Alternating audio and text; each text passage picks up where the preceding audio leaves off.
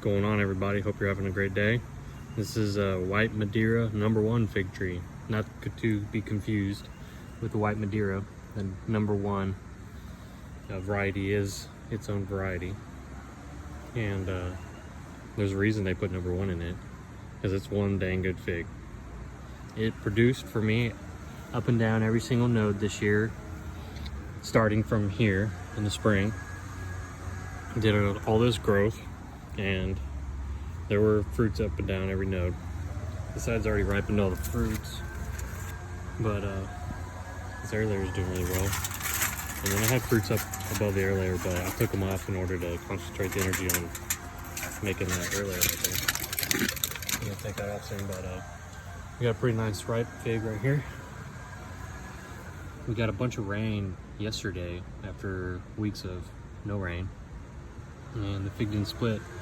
I don't know if it's because I'm getting a more consistent water through the drip now, or if this tie is pretty tight and it's a good fig for rainy climates. But I've heard other people say that it's a really good fig, and when you have multiple people saying the same thing about a variety, then you know it's good. But compared to Smith, Texas BA1, and LSU Strawberry, the other green varieties that I own, this is the best.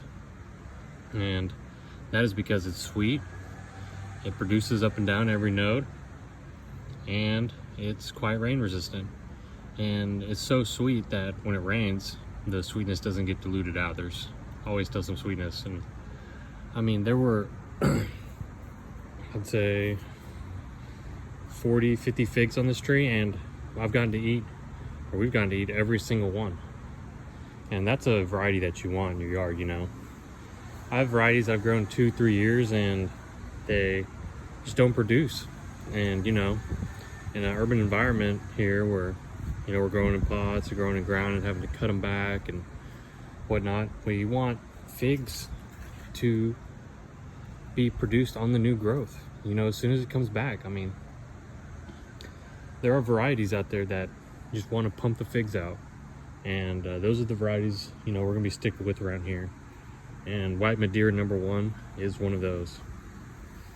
But yeah, let me take a bite real quick.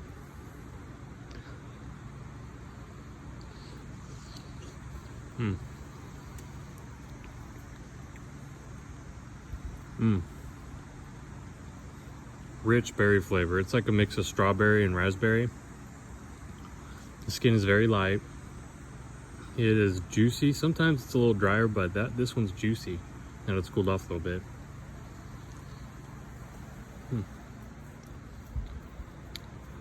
But like I said, it's so sweet. It still has sweetness even after that dump of rain we got yesterday.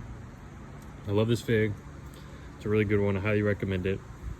Oh yeah, the one thing about this fig is it is hard to establish, and I've heard that from other people before, that, you know, you got to get the tree established, and then once it's established, then it'll start growing. The first year I got it, came in a 1 gallon, and the stem was actually quite loose.